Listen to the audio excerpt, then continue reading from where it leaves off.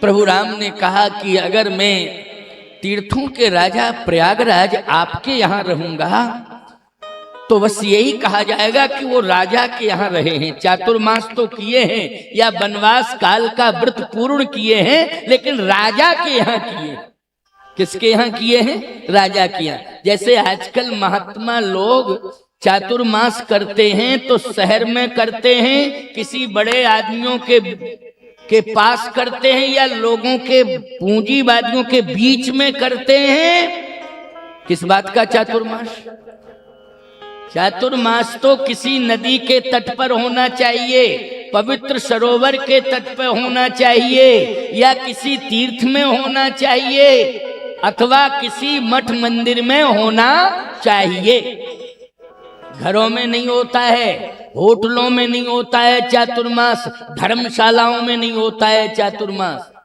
क्योंकि धर्मशाला नाम जरूर होता है, लेकिन उसमें ठहरते तो सभी सामान्य लोग हैं। बोलो भाई, कितनी नाम धर्मशाला है, लोग यात्री ठहर रहे हैं, सत्यनारायण की कथा नहीं हो रही। नाम धर्मशाला है लेकिन सत्यनारायण की भी कथा नहीं हो रही है, उसके अंदर लोग ठहर रहे हैं, नाम धर्मशाला हो गया, कोई बात नहीं। लेकिन संत को चाहिए कि वो सभी के घरों में भले ही ना पहुंच पावे, लेकिन वो सभी के दिलों में प्रवेश कर जावे, सब यही महसूस करें, ये महात्मा तो मेरा महात्मा है, मेरा महात्मा है, मेरा। जैसे राम मेरे हैं, मेरे हैं, मेरे हैं, ऐसे ही ये संत भी मेरे हैं, मेरे हैं, मेरे हैं।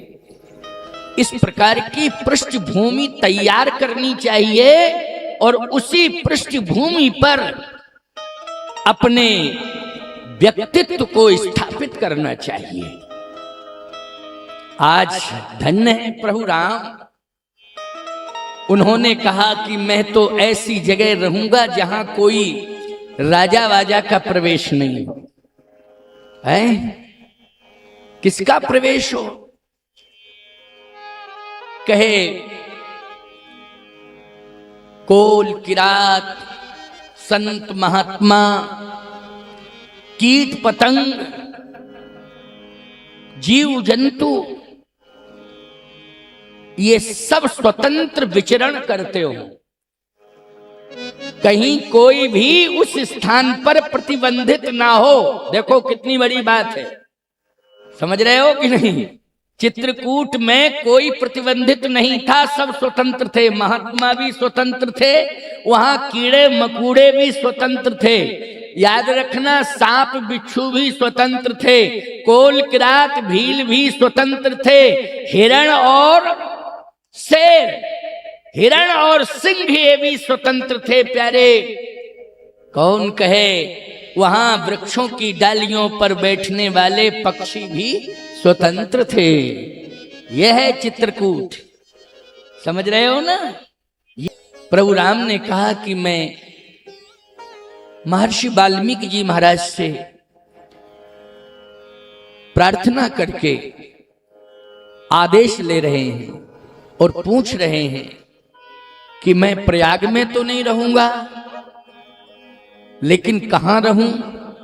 तो महर्षि वाल्मीकि जी ने कहा, वैसे 14 स्थान बताए हैं रामायण में, लेकिन वो 14 स्थानों का वर्णन नहीं करूंगा क्योंकि वो आध्यात्म की गहराई तक चले जाएंगे तो पल्ले नहीं पड़ेगा आपके। आप कहोगे महाराज जी ने कथा तो सुना दी है, लेकिन इतनी गहराई तक महाराज डूब गए कि महाराज जी को हम दिखाई नहीं दे रहे हैं और हमें महाराज जी दिखाई नहीं दे रहे, कोई किसी को दिखाई नहीं दे रहा है। नहीं नहीं नहीं, 14 स्थान, लेकिन भगवान ने ये कहा कि ये 14 स्थान नहीं, हमें वो स्थान चाहिए जो धरती पर सबको दिखाई दे रहा हो और सब जो भी जाना चाहे वो निर्भीक होकर के और बिना किसी बाधा के मेरे पास आ जावे। किसी भी प्रकार का कोई संकोच नहीं, कोई रोकने टोकने वाला नहीं, किसी भी प्रकार की कोई समस्या उसके सामने ना हो। मतलब यहाँ तक कि वहाँ के जीव जंतु जो रह रहे हैं उनके प्रति भी आने वाले में भय नहीं होना चाहिए। ऐसा स्थान तो महर्षि वाल्मीकि जी ने कहा चित्रकूट गिरि करहु निवास। चित्रकूट गिरि, अब चित्रकूट में अनंत गिरी हैं, बहुत गिरी हैं, चाहे जहां दृष्टि जावे वहां पर्वत दिखाई देवे। लेकिन ये गिरी कामदगिरी कौन है? बहुत पर्वत हैं, लेकिन कामदगिरी की पहचान कैसे होगी? भगवान राम को कौन बताएगा कि इस पर्वत पर आप तप करें? तो याद रखना, मंदाकिनी के पावन तट पर भगवान ने स्नान किया, और जैसे ही स्नान किया तो वहीं मंदाकिनी राम घाट के दिव्य तट पर श्रीमद् गयेंद्रनाथ भगवान, मतलब भगवान शिव का स्थान है, भगवान शंकर का। तो भगवान शंकर जो है प्रकट हो गए। बस जैसे ही राम जी का और भोले बाबा का दोनों का मिलन हुआ तो बातचीत हुई। भगवान राम ने कहा कि महर्षि वाल्मीकि जी ने ये बताया था कि चित्रकूट गिरि करहु निवासु, तो ये कौन सा गिरि है जहां पर हमें रहना है? ये स्पष्ट नहीं बताया। अगर उन पर्वतों के नाम आप जानते हो और महर्षि वाल्मीकि जी महाराज ने जिस गिरि का संकेत किया है अगर आपकी समझ में आ रहा हो तो राम को वहीं ले चलो। श्रीमद् गयेंद्रनाथ भगवान ने कहा, श्रीमद् गयेंद्रनाथ भगवान ने कहा कि मैं बताता हूं आपको। बस जहां पर प्रभु राम अपनी पर्णकुटी बनाएंगे और रहेंगे वही कामदगिरी है। लेकिन अभी गिरी है, वो कामद नहीं है। कामदगिरी तो तब हुआ है जब राम जी ने तप किया है, तब उसका नाम बना है, उसका नाम पड़ा है कामदगिरी। इसके पहले तो केवल गिरी है, गिरी मानी पर्वत। लेकिन भगवान शंकर ले जा रहे हैं।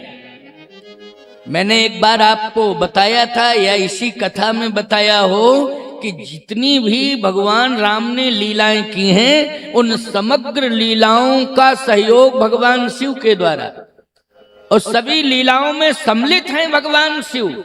ये वन लीला हो रही है इसलिए वन लीला में भी सम्मिलित हैं। आज चित्रकूट में मार्गदर्शन दे रहे हैं और मार्गदर्शक बन करके श्री राम भद्रजू को वहां ले जा रहे हैं, जिसे आज कामदगिरि कहते हैं। आप सब परिक्रमा करते हैं, उसी पर्वत की ओर ले जा रहे हैं भगवान शिव। जैसे ही पर्वत के सामने पहुंचे, कहा यही वो पर्वत है जिस पर्वत पर आपको तप करना है, यही पर्वत है। भगवान राम ने कहा कि इस पर्वत की विशेषता क्या है। यदि आप ये कह रहे हैं कि इस पर्वत पर ही तप करना है तो पर्वत बहुत हैं, लेकिन इस पर्वत की क्या विशेषता है। भगवान शंकर ने कहा कि इस पर्वत की विशेषता ये है कि ये पर्वत इस भूखंड का नहीं है, ये आया है, क्योंकि वो विंध्य का क्षेत्र है, इसलिए विंध्य में वो आया है, इस भूमि पर वो आया है। ये पर्वत यहाँ का नहीं है। तो कहे ये पर्वत है कौन। तब कहा ये सुमेरु पर्वत का मस्तक है। किसका। पद्म पुराण के कौशल खंड में वर्णन आया है, इसलिए मैं ये कथा सुना रहा हूं। कभी कभी सुनाता हूं, जब विशेष मूड हो जाता है तो सुनाने लगता हूं। पद्म पुराण में वर्णन आता है कि भगवान शिव ने ये बताया कि ये सुमेरु का मस्तक है। तो प्रभु राम ने कहा कि मस्तक है, तो इसका मतलब है कि सुमेरु खंड खंड है क्या। भाई ये कहना चाहिए कि ये सुमेरु पर्वत है, लेकिन आप कह रहे हैं कि ये मस्तक है, तो इसका मतलब है कि वो खंड खंड है। कहां खंड खंड है। उसके 3 भाग हुए हैं। एक भाग स्वयं सुमेरु, कामदगिरि सुमेरु का मस्तक, और गोवर्धन गिरिराज जी सुमेरु की पुक्ष, इसलिए लंबे लंबे हैं, पुक्षाकार में हैं। क्यों है ना, गिरिराज जी परिक्रमा करते हुआ। और कामदगिरि कैसे हैं, मस्तक की तरह हैं। 5 किलोमीटर में परिक्रमा पूरी हो जाती है।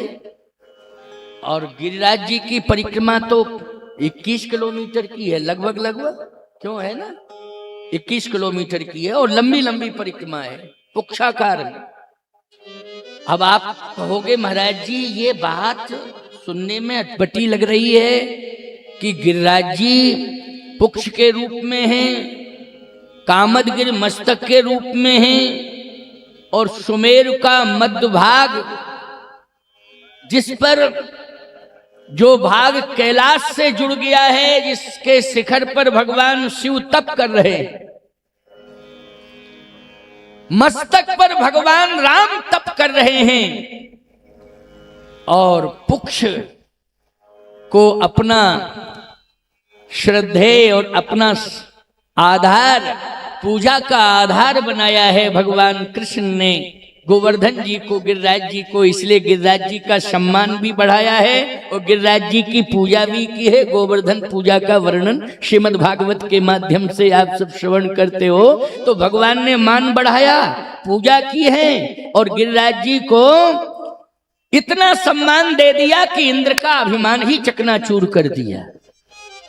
यहां कामदगिरि को इतना सम्मान दे दिया प्यारे, इतना सम्मान दे दिया है कि देवराज इंद्र को देवताओं के सहित स्वर्ग छोड़ करके कामदगिरि की पूजा करनी पड़ी है, कामदगिरि की परिक्रमा करनी पड़ी है। ये अयोध्या कांड की कथा सुना रहा हूं आपको। जैसे इंद्र के अभिमान को दूर करने के लिए गिरिराज जी की पूजा की है कृष्णा अवतार में, ऐसे ही रामा अवतार में भी इंद्र के अभिमान को चकनाचूर किया और उस पर्वत की पूजा की है कामदगिरि की भगवान ने। और इंद्र को आना पड़ा, देवताओं के सहित आना पड़ा। यहां तक का प्रमाण मिलता है कि अपनी पत्नी को लेकर के आया है, सची को लेकर के आया है। ये रामायण का प्रमाण है। सीता लखन समेत प्रभु सोहत परन निकेत,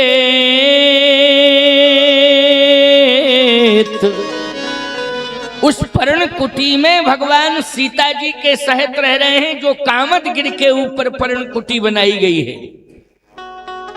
अब आप कहो महाराज ठीक है, ये तो हमने सुना है कि भगवान पर्णकुटी में रहे हैं, लेकिन इंद्र, सची और देवता, इनका प्रमाण क्या है? अरे और छोड़ो जी, अपने बाल बच्चों को लेके भी आया है वो। कौन? इंद्र। अच्छा, आप जानते हो इंद्र के बेटे का क्या नाम है? जयंत। बोलो चित्रकूट आया कि नहीं आया है? उसकी कथा है, स्पेशल कथा है उसकी, आप लोग सुनते हो, रामायण में पढ़ा होगा। तो उसका बच्चा है कि नहीं इंद्र का? सची का भी प्रमाण है और देवताओं का भी प्रमाण है। अकेले इंद्र नहीं आया है, देवता साथ में आए हैं, 33 कोट देवता। और आवाहन करने पर नहीं आए हैं, बिना आवाहन के आए हैं। देवता आवाहन होता है तभी आते हैं। क्यों भाई, बिना आवाहन के कैसे आएंगे देवता? आवाहन होता तब आते हैं। यहाँ किसी ने आवाहन नहीं किया, चित्रकूट में बुलाया ही नहीं किसी ने, अपने आप आ रहे हैं। भगवान तप कर रहे हैं और ऐसा वैसा तप नहीं है, बट छाया वेदिका बनाई। कामदगिरि के ऊपर एक वट वृक्ष है और उस वट वृक्ष के नीचे सुंदर वेदी का निर्माण हुआ है और उसी वेदी पर बैठे हुए हैं कौन? सीताराम जी। अब जैसे ही बैठे हैं, तप कर रहे हैं, यजन कर रहे हैं, भजन कर रहे हैं, पूजन कर रहे हैं और बैठे बैठे भगवान श्री राम किशोरी जी के सहित आनंद भी ले रहे हैं। चित्रकूट अति विशाल संकुल सुर तरु तमाल निविशत जहां नित्य कृपाल राम जानकी। तुलसीदास जी लिख रहे हैं चित्रकूट अति विशाल संकुल सुर तरु तमाल और निविशत जहां नित्य कृपाल राम जानकी, यानी आनंद ले रहे हैं। आप कहोगे महाराज जी आनंद में जैसे कन्हैया ने आनंद लिया है ब्रज में रास लीला करके। बोलो क्या लिया है कन्हैया ने ब्रज में? आनंद लिया है रास लीला करके। लेकिन आपको एक बात बताएं, ये कन्हैया ने रास नहीं महारास किया है और हमारे राम जी ने रास किए हैं 99। ये भी पद्म पुराण का ही प्रमाण है। इसलिए कामदगिरि के 4 द्वार हैं। द्वार का मतलब होता है कि अंदर महल है तभी तो द्वार है। अच्छा एक बात बताओ, पर्वत का क्या द्वार होगा? पहाड़ का कोई द्वार होता है क्या? पहाड़ का तो द्वार नहीं होता है। लेकिन कामदगिरि के 4 द्वार हैं। इसका मतलब यह है कि द्वार मानी प्रवेश करने वाला स्थान, प्रवेश का स्थान। इसी द्वार से कामदगिरि के अंदर प्रवेश होता है। किसके लिए प्रवेश होता है? श्री किशोरी जी के साथ में प्रभु राम वहां पर रास लीला करते हैं और ऐसी रास लीला में 99 रास भगवान ने किए हैं कामदगिरि के अंदर। इसलिए कामदगिरि ठोस नहीं है, ये पूरी तरह से पोला है। अच्छा एक बात बताओ, मस्तक ठोस होता है कि पोला होता है? जल्दी बोलो। है पोला होता है। क्यों होता है कि नहीं? वैसे हमने डॉक्टरों से पूछा जा सकता है, वो बताएंगे ठोस की पोला है, या फिर किसी का फोड़ के देखो कैसा है कि ठोस है कि पोला है। क्यों भाई? डॉक्टर तो बता देंगे। लेकिन हाँ, हम लोगों ने जहां तक अनुभव किया है, सुना है, तो निश्चित रूप से ये पुष्टि हो जाती है कि ये मस्तक पोला है। तो बोलो भाई, अगर ये सुमेरु का मस्तक है तो मस्तक का अर्थ क्या होता है? मस्तक का अर्थ है पोला। अंदर सुंदर महल बना हुआ है। ये 4 प्रवेश द्वार हैं। आप कहो इन 4 प्रवेश द्वारों में किसने प्रवेश किया है? एक द्वार से तो स्वयं प्रभु राम जी सीता जी के सहित प्रवेश करते हैं और एक द्वार से स्वयं विष्णु भगवान लक्ष्मी के सहित प्रवेश करते हैं और एक द्वार से भगवान शंकर पार्वती जी के सहित प्रवेश करते हैं और एक द्वार से, चौथे द्वार से ब्रह्मा जी ब्रह्माणी के साथ प्रवेश करते हैं। इस तरह से वो ब्रह्म की लीला होती है। किसकी लीला होती है? वो ब्रह्म की लीला होती है। उसी को कहते हैं रास लीला। आप कहो महाराज तो ये ब्रह्म है, ब्रह्मा विष्णु महेश क्या है? जासु अंश तय उपजय नाना शंभु बिरंच विष्णु भगवान। इसलिए वो ब्रह्म ने अपनी जो लीला की है, वो लीला बड़ी अद्भुत है, बड़ी दर्शनीय है। 4 द्वार हैं। इसलिए 4 द्वार का मतलब अंदर महल है। बहुत ही सुंदर रासलीला हो रही है। 99 रास पूरे हुए हैं, लेकिन 100वां रास जो महारास होना था, उसी महारास के व्यवधान के कारण भगवान ने चित्रकूट छोड़ा है। क्योंकि उस महारास में जो व्यवधान पैदा किया है वो जयंत ने पैदा किया।